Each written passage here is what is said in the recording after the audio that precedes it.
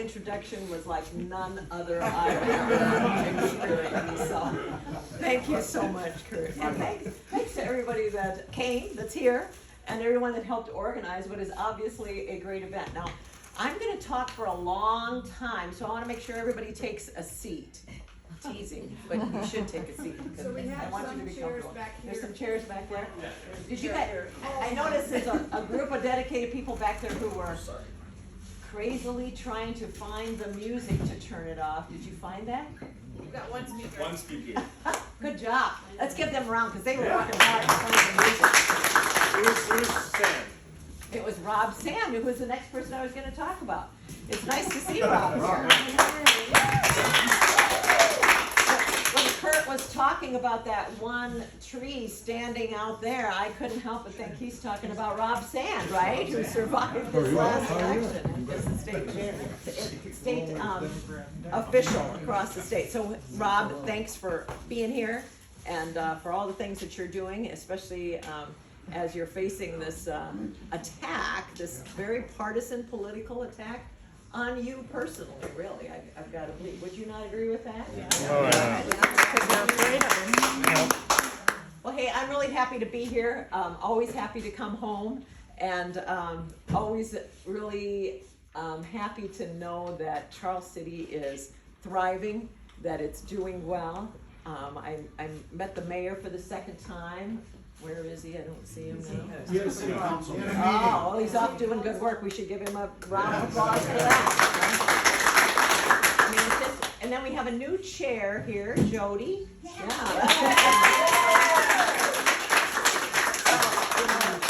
Jody is, such a bright, shining, younger face that we like to see in our county leadership. And that's the bottom line. Leadership really makes a difference. And I think that's what Kurt was talking about.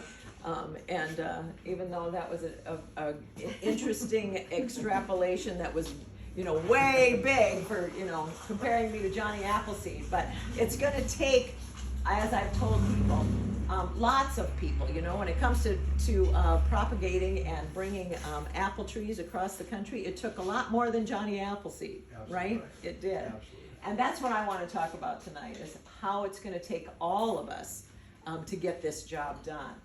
And so, I was not expecting to take this job. In fact, I was quite sure I was not going to take this job. But people really stepped up, and I definitely wanted to be part of the conversation, just like you, right? We got through that election. Thank goodness we woke up and heard some good news that happened nationally. But here in Iowa, things were pretty depressing. We were pretty down. And so just like you, I thought, what are we going to do different? What are we going to do to turn this around? We've got to do something different. If we expect change, something different's got to happen, right?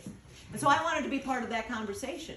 And so lots of people got together and kept having those kinds of conversations. What are we going to do? And luckily people like Rob Sand and Jennifer Confirst and Zach Walls said, hey, we've got to lead the charge. We've got to do some things that are definitely going to take us down a different path. So I got to be part of that conversation. And even though I didn't intend to take the job, and I kept telling them, no, I don't want this job, it became clear that, I've been preaching for a long time that every one of us has to do what we can, what we are able to do. And so when people were encouraging, I knew why, right? They knew that with my legislative background, serving with the great Amanda Reagan, right? Using,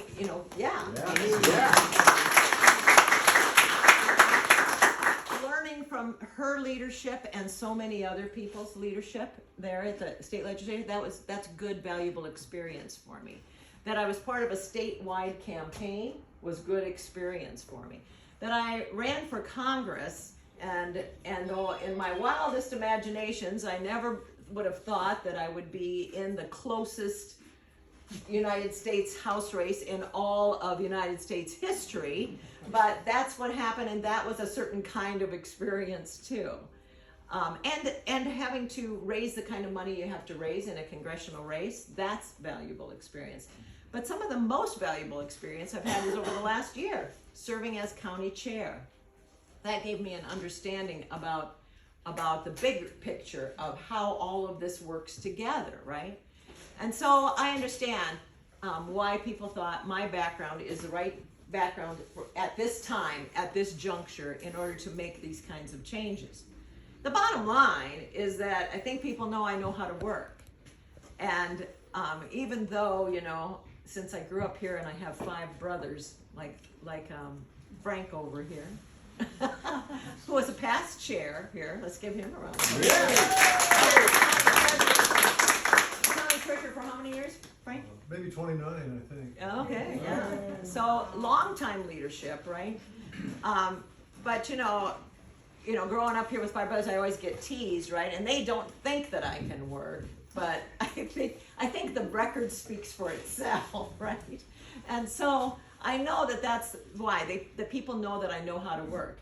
And I know that all of you know how to work, right?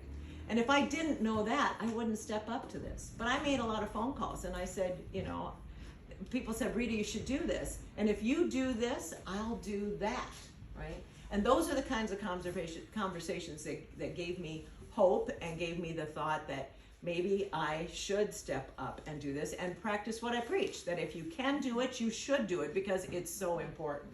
And I think back to how I learned how to work out here on the farm. And I've been telling this story everywhere I go because it's resonating. And how many of you saw the article in the Des Moines Register today? Yeah, most of you, so not all of you. So I've been telling this story. I told this story to the reporter and I told this story to lots of other folks, and it is resonating. And that's how I look at this job, is just like on the farm growing up, there's always a job to do that seems insurmountable.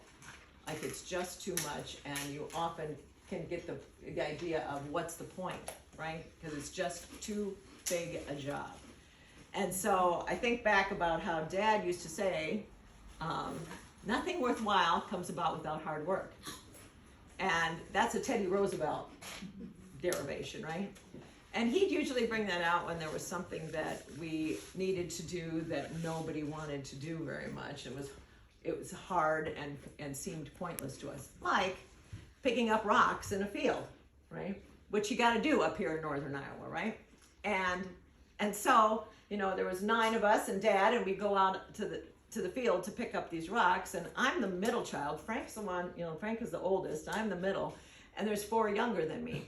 4 older, 4 younger. And so I soon learned, as you start walking across that field, first of all, it's a hot, sweaty job. It seemed pointless. You look at all these rocks and you think, how are we ever going to make a difference? And I didn't look at it like this, but my dad did, that he knew that every rock that we picked up was a rock that was not going to dent up the desk, that was not going to muck up some piece of machinery, that was not going to stop the combine. And so we walked across that field and we worked as fast as we could. And I soon learned that you leave the really big rocks for the tough guys like Frank and Paul, right? And you leave the smaller rocks for the littler kids. And you find your rock that is your size, that you can handle. And you can get it up on that rack as fast as you can and keep moving so that we get across this field as fast as we can. And then Dad, when we'd get to the other end, Dad would say, hey, turn around and look, because you made a difference.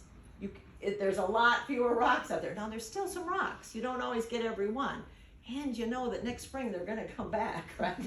But you made a difference, and you did your part. And you learned that sometimes there's a big rock out there that takes all of you, right? Or at least a bunch of you. And you have to push and shove and pull and get it up into that tractor loader. You do it together. That's how I look at this job. It's going to take all of us. But you know what? We all know how to work. We all know how important it is, and that nothing worthwhile comes about without hard work. And what can you think of that is more worthwhile than turning this state around? Yes. What is more worthwhile? So it's going to take all of us, and that's how I look at the job in general. I'm going to give you some time to ask me some questions, but I want to tell you that there's a lot of things here that are not rocket science and what we can do to make a difference. But it comes down to all the things that a state party has to do, whether it comes with fundraising, like we're doing here tonight, recruitment for good candidates, organizing all across the state, communication so we get our message out. All of those things are important, and they all take teamwork.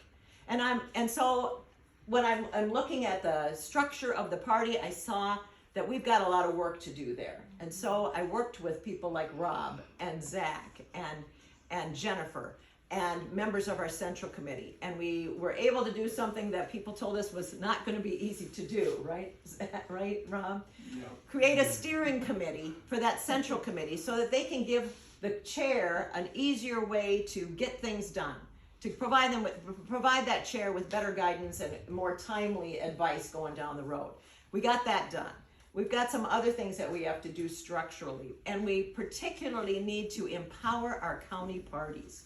I'm a true believer that we have let the county parties kind of wither on the vine.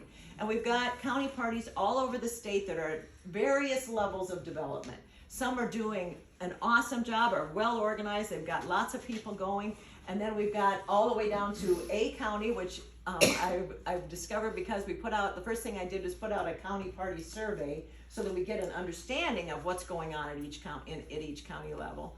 And we've got one county that doesn't have a chair, right? You know, that so we've got everything in between.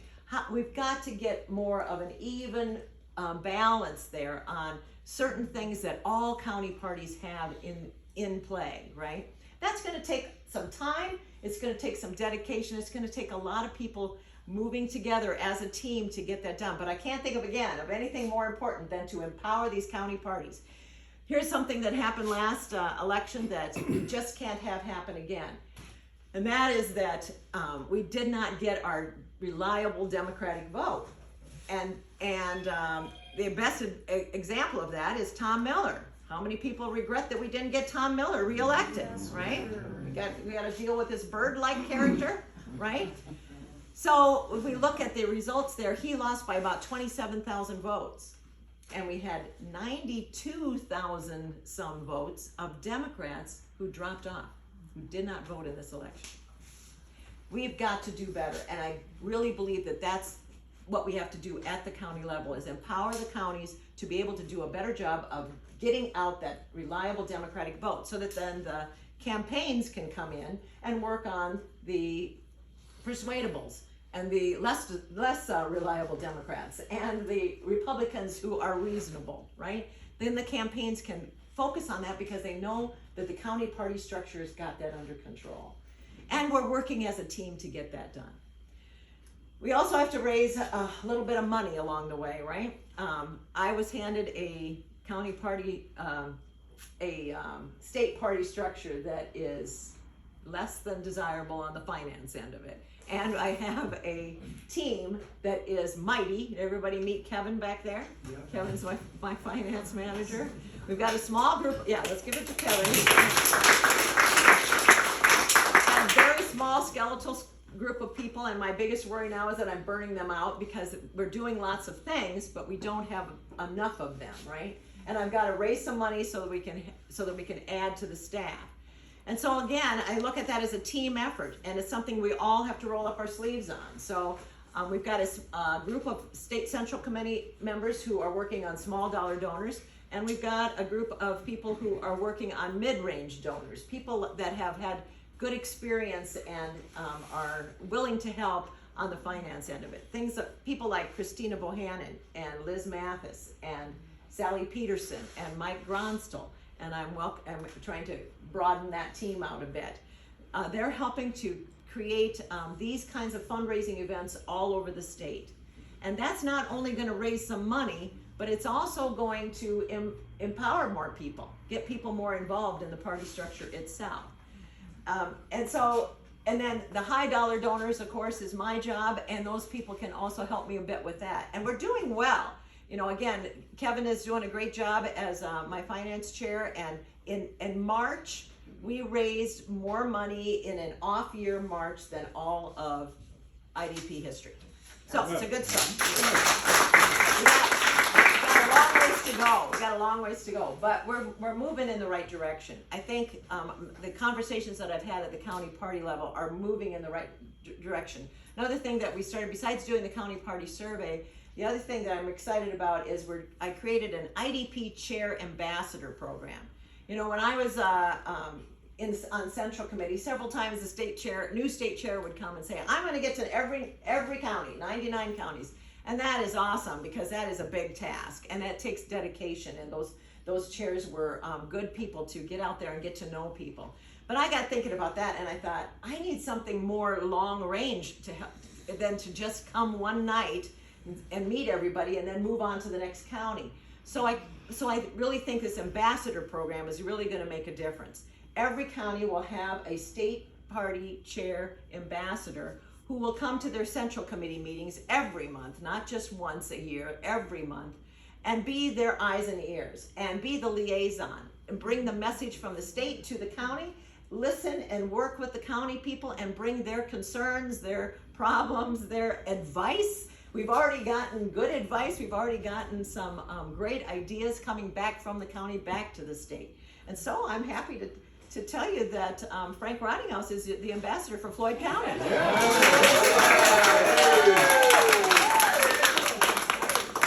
Kurt Meyer is an ambassador for several counties. Several counties. Several counties. So I don't even remember Mitchell and Worth and Howard and Winnebago and Cerro Gordo. Oh my God! So 5 counties, right? He's an overachiever, isn't that guy? He's going to spread those apple seeds all over the place, right? So those are the things that I think are really going to make a difference. There's a lot more on tap, and again, we've got to have a team approach on everything that we do. And I'm looking forward to going to work with all of you to roll up our sleeves, to find the rock that fits us, that fits us because of your talents, because of your abilities, because of the amount of time you can spend, because of your experience. It's a rock that's going to fit you, and you're going to put it on this Democratic bandwagon, and we're going to go to town. So thank you so much. And I'm happy to answer any questions or hear any advice for me. Yes. Give us an update on the Iowa precinct caucuses. All right, so that is a work in progress. That, you know, I've only been in this job 3 months, and You haven't solved every problem yet? This has been a plan in place for over 2 years, right? They've been working on this. Ross Wilburn, former chair, and people like Scott Brennan and others have been working on this, and nothing really has changed. You know that the DNC has decided that Iowa is not going to be in the first in the nation, in that first tier. We know, all the different reasons why that is. But I think the exciting thing that we should concentrate on is that they listened to many of you and to others across the country who said, Iowa needs to be able to be proud of their caucuses, right? I mean, we are proud of the history that we've had because these caucuses represent true democracy, right? They represent the fact that people got together and talked about the candidates and created an atmosphere in the state where the candidates came here and were thoroughly vetted. And then we put in our thoughts on that, and the rest of the nation listened, right? That's the kind of tradition we want to keep. And the exciting thing is that I think we can still do that, right? But we've got to change things because this is a different world than it used to be.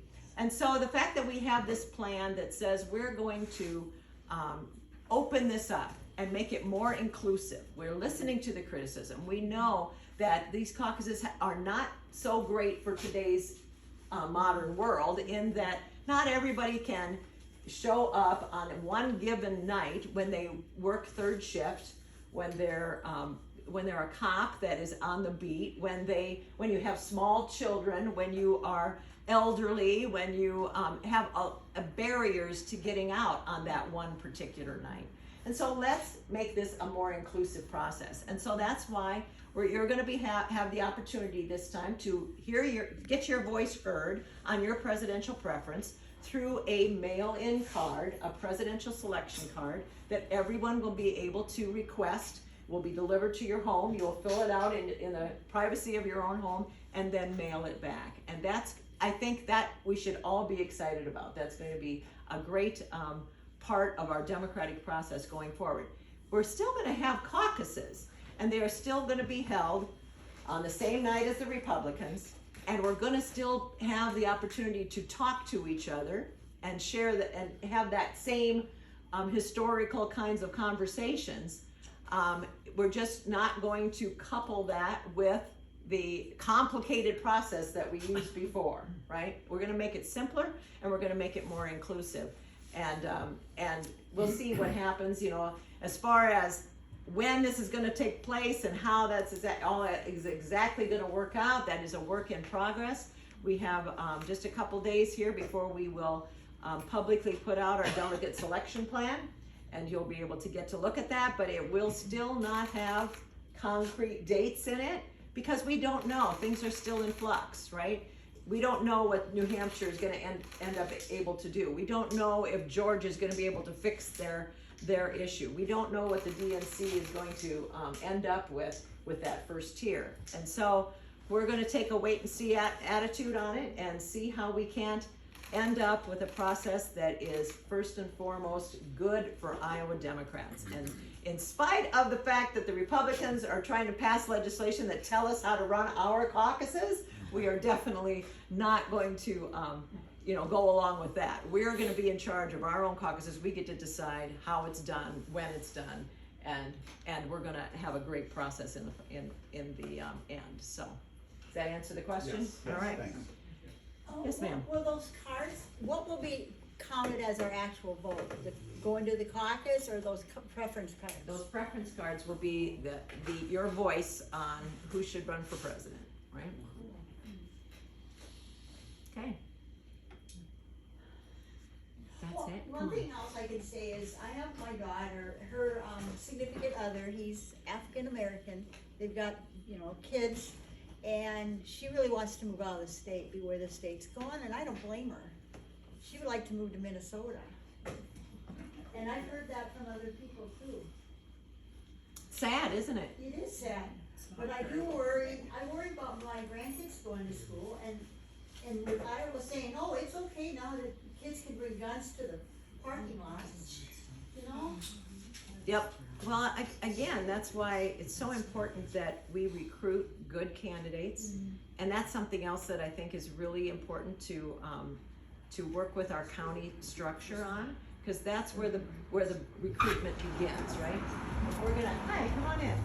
If we're gonna have good candidates that run for United States Senate and for Congress, we have to start with good candidates who run for the library board, for the school board, for the planning and zoning board, for the extension council.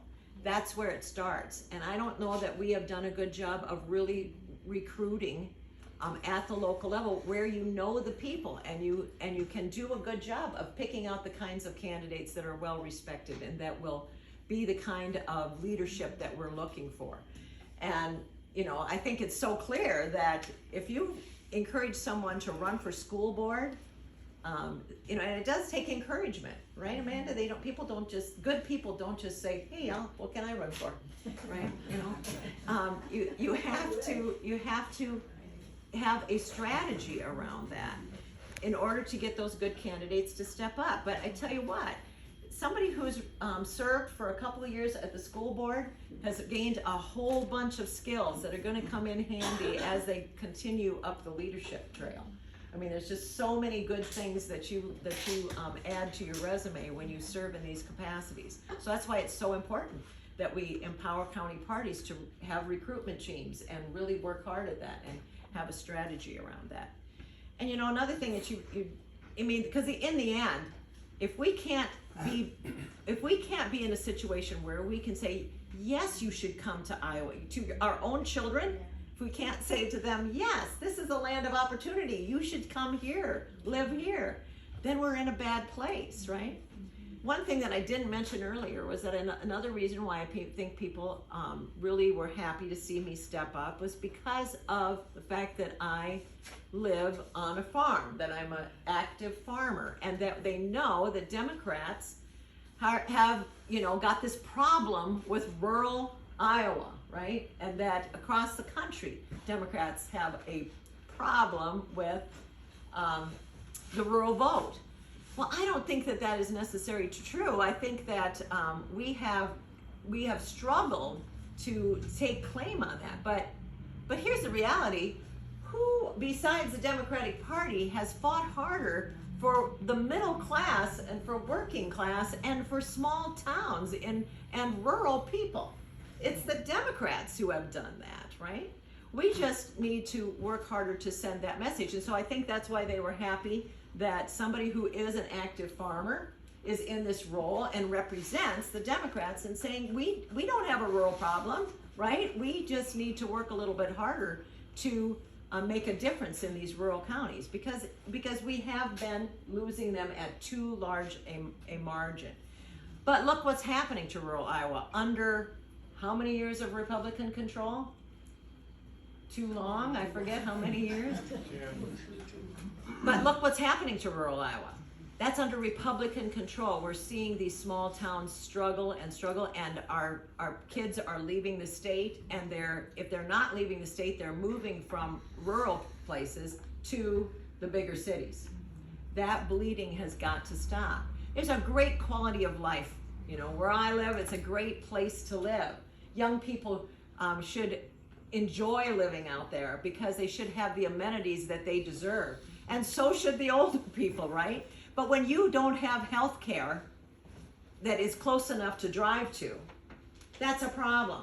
If you don't have a grocery store within 30 miles, that's a problem. When you have a young family that wants to have children and it's an hour and a half to the closest OBGYN, that's a huge problem, right?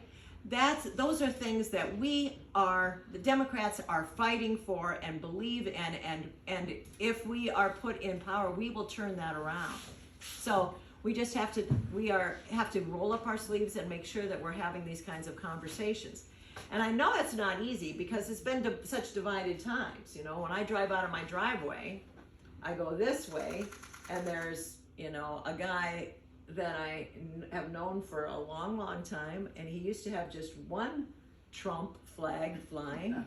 Now he's got a bigger Trump flag flying and two FJB flags flying, right? And on this way I go out of town, I go this way to town, there's a great big Let's Go Brandon flag, right?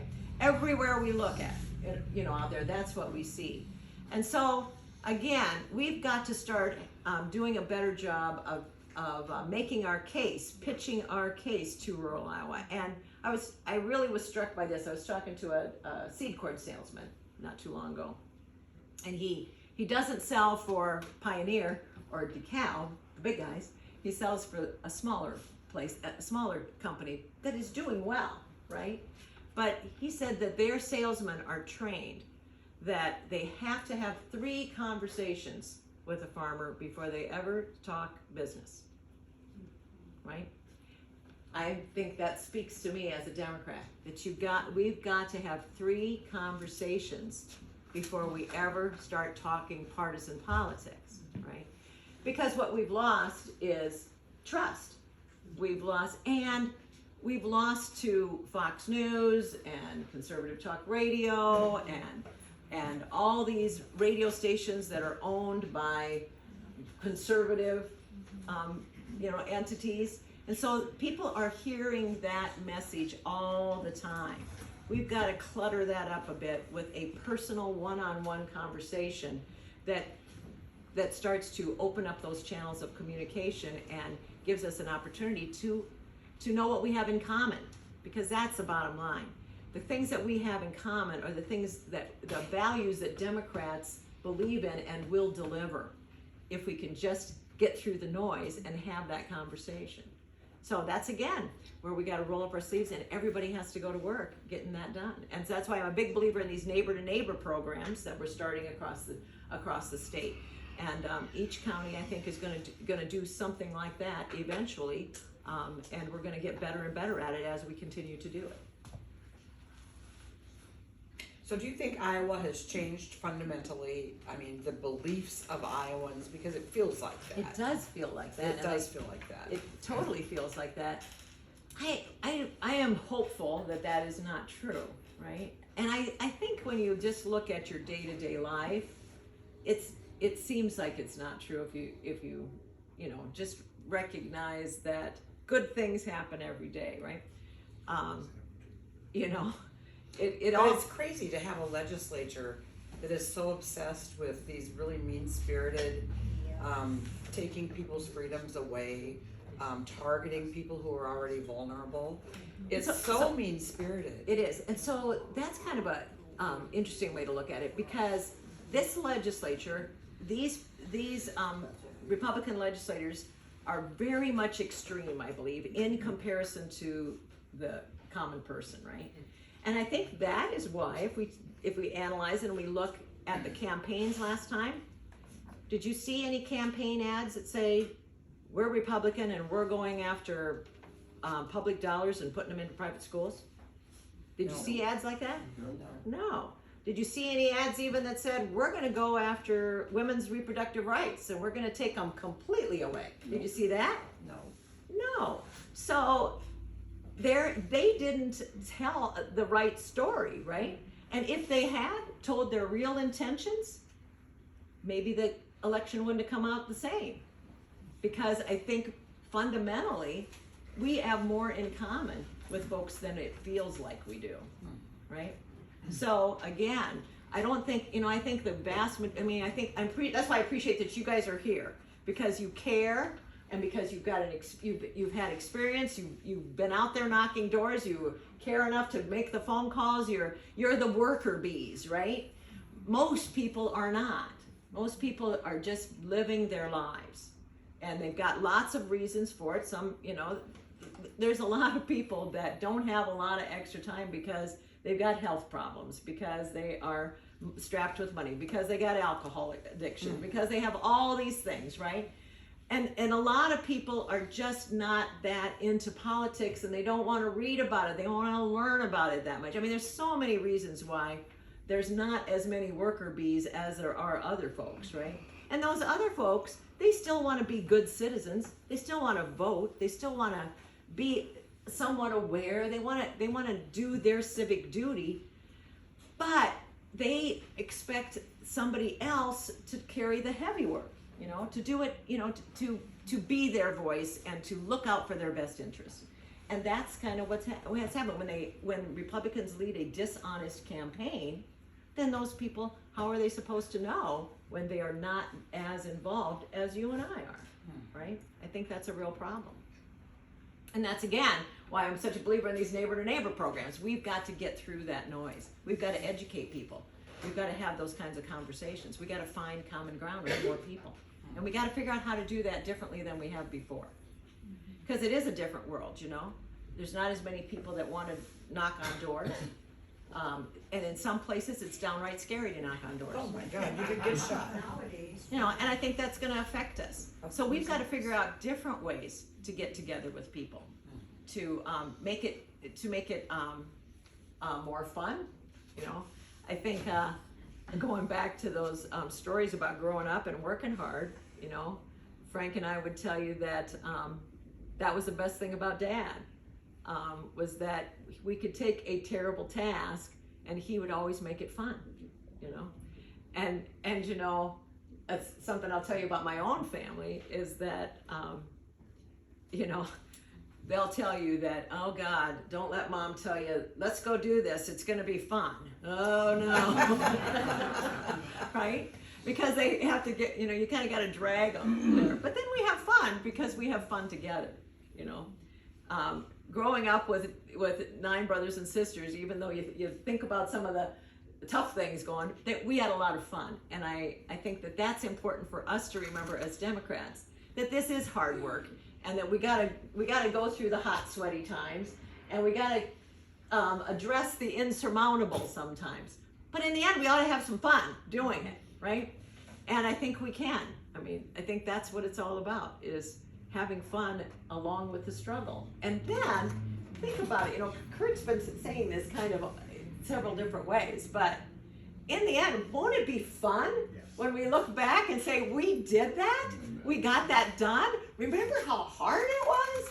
I think, like, that's one thing marriage counselors, right, Pat? Well, not that you're a marriage counselor, but a counselor. I'm picking on Pat just to, bring some attention to her. But counselors will tell us, right, that couples before they get married should go camping, right? And that families, as they grow up, should take their kids camping. And even if it's a miserable experience, right? Even if it rains cats and dogs and you have to get up in the middle of the night and somebody forgot to, pick up this or that, and the car is stuck in the mud, whatever, after it's over, even though you might fight like cats and dogs during it, but after it's over, you look back and all there is laughing, right? Laughing about how we survived that. And that's the feeling I want to get to, that we can get to if we all get going and do this together. Yes, sir. Well, I do have, out of all the horrible things that is happening, there's actually some good news. A lot of young voters are actually very overwhelmingly Democratic. Yes, in Wisconsin. that's right. If only young people voted, Iowa, Florida, Texas would turn blue. And as you can see right now, Wisconsin recently changed its Supreme Court to highly Democrat, so liberal. Overwhelmingly liberal because of the young voters who voted. In Pennsylvania, they overturned a seat to John Fetterman, a Democrat. Absolutely. And gained a seat. And in the midterms in the House, Republicans really struggled to hold a lot of seats and barely got control of the House because of young voters. And what Republicans are doing right now is doing anything they can now, as you can see, that young voters do not mess with Republicans, because for years Republicans have talked bad about us, that we're very sensitive, that we're not good at anything. And now that they see that we don't mess with them at all, they try to stop us from voting. No more voting booths and campuses, and so many things. Yep, you're so right. And it is a definite strategy, right? And the other thing that they do is try to depress that vote, to send the message that your vote doesn't matter. Exactly. Both sides are terrible is their message. So don't vote they don't say don't vote, but they make you feel like it won't matter if I vote. It doesn't matter. Both sides are going to be, no good to me. When that, again, is so wrong. And we're all very hopeful that we can figure out how to get more young people involved and that you will make a difference. Because, how many people think we've screwed up a lot of things around here? No. As old people, right? We need young people to get in here and help us fix this.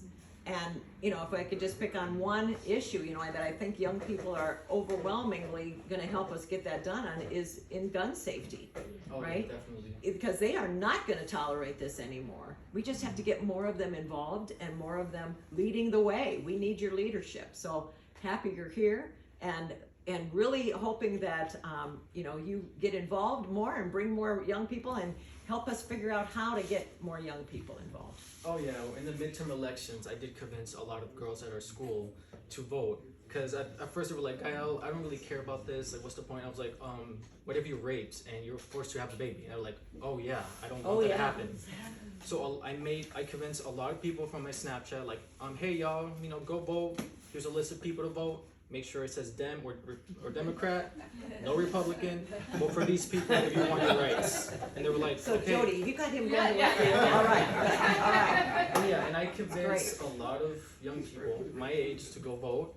And recently at work, I convinced a Republican-leaning girl when I told her about gun safety and issues, because she has children. Because she had this idea that, Democrats just want to steal guns and our guns. And I'm like, no, that is false media that Republicans are trying to spread. Democrats just want gun reforms, permits. You want get- kids to be safe going Exactly. to school, yes. And when I that's how explained it that to her, she actually listened to me. Because normally she said that normally, the both sides would just be fighting and never listen to each other. So we had like a political debate. And I made her switch her mind about things. And she was like, well, Gael, I actually agree with you on this. Even though I'm a Republican, I agree with you on this issue. And I was like, exactly. Gotta have those conversations, and I think we actually have to train our Democrats on how to have the kind of conversations you're talking about, and that's what's gonna make a difference. And your hand was up here. Yeah, I mean, I'm getting to be pretty old. And when I Who are you was comparing yourself to? Come on. the alternative. But when I was first mayor over in Marble Rock, Oh, the biggest thing I had to worry about was parking on Main Street. Everybody bitched, you can't go to Marble Rock and park anywhere. And the last time I was mayor, it was, Jesus, you can park anywhere. Park on a sidewalk if you want, nobody will care. yeah, And the small towns are just eroding yeah, all they're around. just drying up. And the other thing is the schools. And Amanda fought a lot for this, but the funding, like you said, giving these vouchers is just the most ridiculous thing in the world. If you want your kid to go to a private school, great, pay for it. Exactly. If not, put money into the regular schools. Yep. And I don't foresee any time in the near future where we're gonna turn this thing around. Well, again, it's not gonna be easy, and it's not gonna be quick. I would tell you that right now. If you're looking for, this to be a landslide victory in 2024, that's not gonna happen here in Iowa.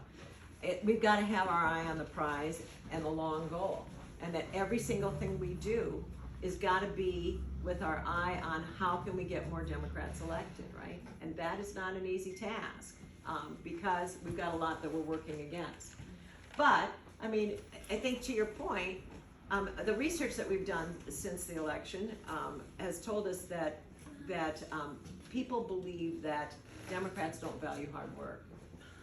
And that is something that we can turn around. We can do that by showing them that we know how to work hard and that we're not giving up, and that, good things are ahead for us. And I think that those messages have to be honed in a way where it shows that we're listening, we're here, like for instance with your conversation with the Republican who has a opinion about gun control. We have to understand that we have to listen to the other side and then come back with the conversation where we can meet in the middle. Because again, I have yet to talk to a gun owner who is Second Amendment rights all the way, don't take away my guns, I haven't had a good conversation when I say, well, don't you want to keep kids safe? Do you think it's okay that our suicide rate is so high? Can't we do something to keep these kids safe in this state? And then we can have a conversation, because who doesn't want to keep kids safe, right? And there are ways that we can actually make a difference there, and by gosh, we should. It's just heartbreaking to me to read these stories of these kids who have been traumatized because a gunman has come to their school. It's bad enough that we talk about the fatalities and the injuries and stuff, but the years afterwards of the PTSD, of the survivor guilt, of this kind of stuff that we're putting on 6-year-olds, are you kidding me? We have got to stand up as a nation and do something about that. And that, I think, is another reason why we have a chance to bring youth in and have them help us make a difference in that. Yes, sir. Yes, sir. How's this auditor situation gonna turn out? How is that gonna turn out? Ask the governor, it's up to her at this point. Yeah, she has to veto it now. Yeah. Not sign it now, but she's Yeah. gonna sign it. It came from her, correct? I was told they were involved in the negotiations. I expect that she'll sign it. Hey, anybody can wake up on any morning and decide to do something that's good. right? So am I holding my breath? No, but the situation's ridiculous. What it's not gonna do is change what we do. We're gonna do our job. We're gonna continue to ask for every document that we think we need to be looking at to deter waste, fraud, and abuse. If they decide to withhold things from us, because the courts can no longer look at their decisions if they withhold things from us, that's on them, and we'll see where we go from there. But it's a terrible bill. Just today, there was a guy who in 2018 wrote an op-ed about how terrible I was. And today on Twitter, he said, this is a really bad bill, and Governor Reynolds should veto it. Sand has been a very independent auditor. Oh my gosh.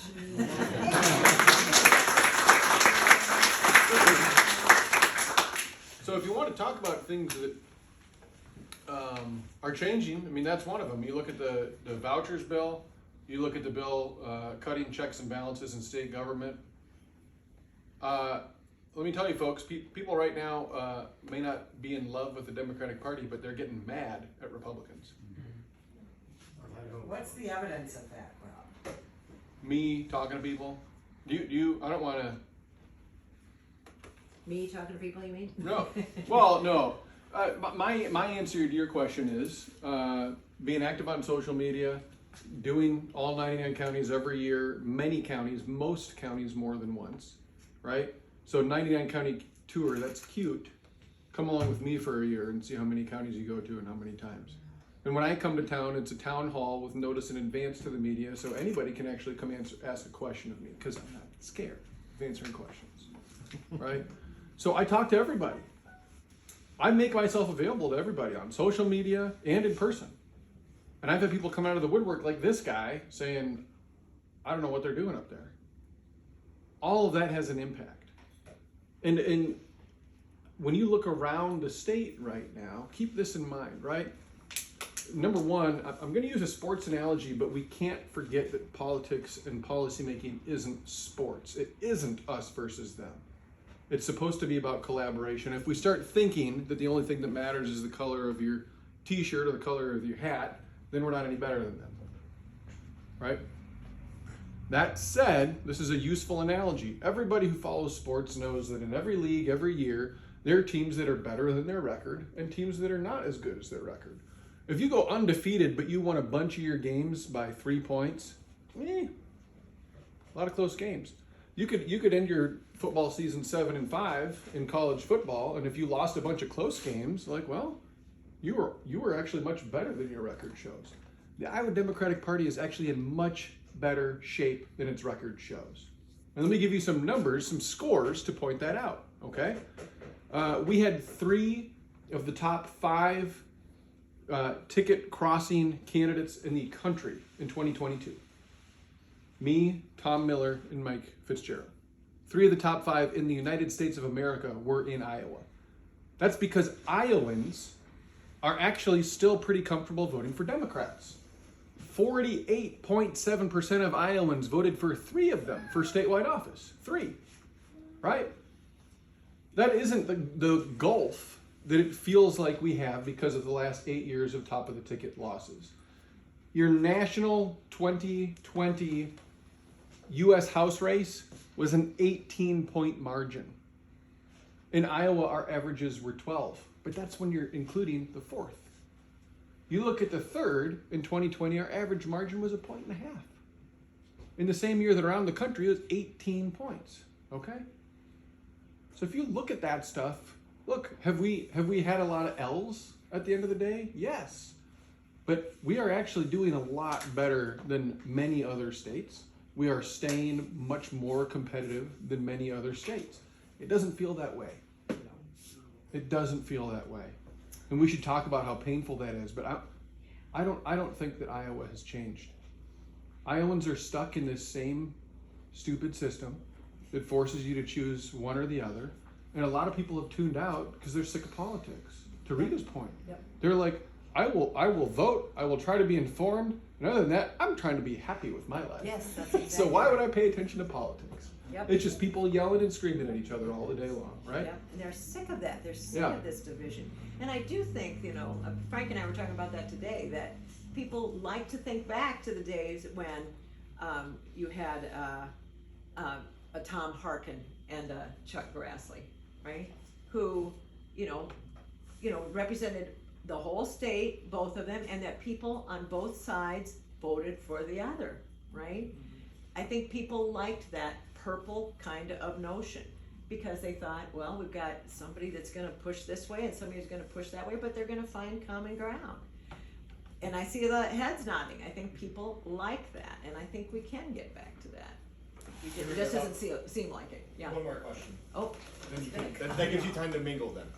okay, I like to mingle, okay. I have to go back to Gael because he makes such great points. What are we, as Democrats, what are we missing? What do we need to do to get more youth involved? And I don't wanna put you on the spot, but that's what I wanna know. We're missing the boat. Yeah, let's listen, and then I got a couple things too, go ahead. Well, what's really helping is when abortion got overturned and they started coming after gay rights and minority rights, that's where young people don't agree with, because we're very open-minded, we're very diverse. We just want people to be happy and be whatever they want and just be themselves. But when you have these politicians start to take our rights away, and what really helps us connect together is through social media, TikTok, Facebook, Snapchat. That's how we find out what's going on, especially TikTok, which is why a lot of Republicans, especially in Montana, they just banned TikTok, because that's how young people are finding out what is going on.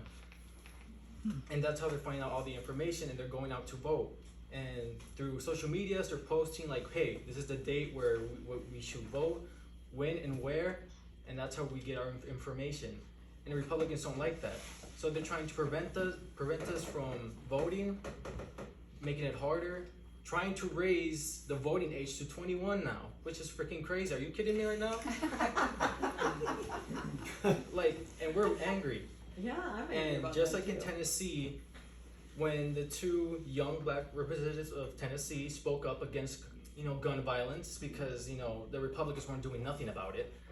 They were just like, oh, thoughts and prayers, move on, like nothing happened. And no, they were sick of it. They were talking about it because they never mentioned it. And then they cut up their mics, and so they got a microphone. And you know what they did? They expelled them. Yeah. Next to Gloria Johnson. But they didn't expel her, even though they were all charged for the same thing. Yep. Just the two young. Yeah, they black really messed representatives. up, didn't they? They Yeah, and- really messed up. They showed their true colors. Oh yeah. Which is, And that also, I heard a Republican that talked about how that was bad because it made young people angry. They made new enemies that they never thought they had. Yeah. Since they did that, there's swing districts that likely go to Democrats the next election because they're removing people that people elected. That they represent that district. And they're removing voices and people are getting angrier, especially young voters. They're doing anything they can at this point to fight for what they believe in. In Florida too, even though a lot of people think there's no hope. I have a friend named Bethany Jones who also believes in the same things I believe in. She always tells me, oh, Gael, I have no hope. Don't think like that. That's how they want us to think. They want us to give up. so how old are you? I am 21. Okay, so what are you running for? I am very serious about that, Jody. You should run for something, let's get started. That's how we do it, we get young people to step up into these leadership roles. And the other thing that's clear from his response is that we have to organize young people around issues. They are not gonna come when you say, come to a central committee meeting and sit around with a bunch of us old people and have a really great time. No, they are not gonna do that. Yeah. It's fun. It's gonna be fun. Yeah, that's not gonna happen. So, but if you have, especially if you get a couple young people to help you organize it and organize around an issue and have something there that they can advertise on TikTok and get some people to come around that issue. That's how we get young people going. And then we recruit like crazy to get them to run for things and to get them to be involved you got to get to know them and then help them to find their way of how they can help, I'll tell you this quick story. There's a young guy that I was trying to pull in, and he's a photographer. And so I said, hey, will you come and take some pictures at our, event, and he came a couple times, and he started fading away. And then I thought, I need to give him a reason to show up, right? And so there was another photographer who is a retired guy, and he's got a world of experience. He's an AP photographer. He's just a cool guy. And so I called him and I said, this other guy is going to come and take pictures, and he needs some help. Why don't you come and help him? Well, man, he was so excited to work with that guy, and he learned so much from him. And now they're a big team, and they do a lot of things for us. So that's the trick. It's not just throwing an event or having a meeting and sending out an invite on Facebook. We got to work at this a little bit harder than that. So, all right.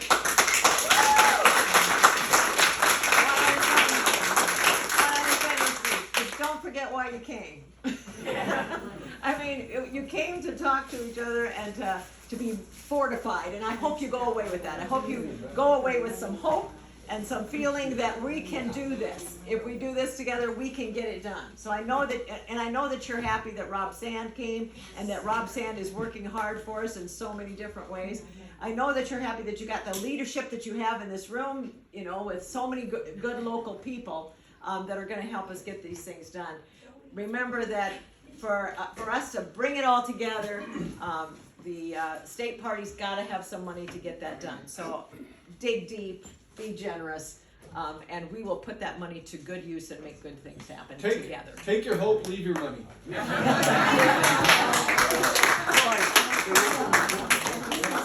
I need to recognize Bob Stevenson. We have the Charles City Press, Myerstown, and they come to supervisors meetings, school board meetings, city board. Want to recognize Bob here? Yeah. Bob is with the Charles City Press? Yes. Thanks, Bob. And one other thing, I see my sister walked in too, so gotta say hi to Jen, who ran this segment. Yes. Oh, okay, nice. Tucker's friend. Yes, I know she is. Yeah.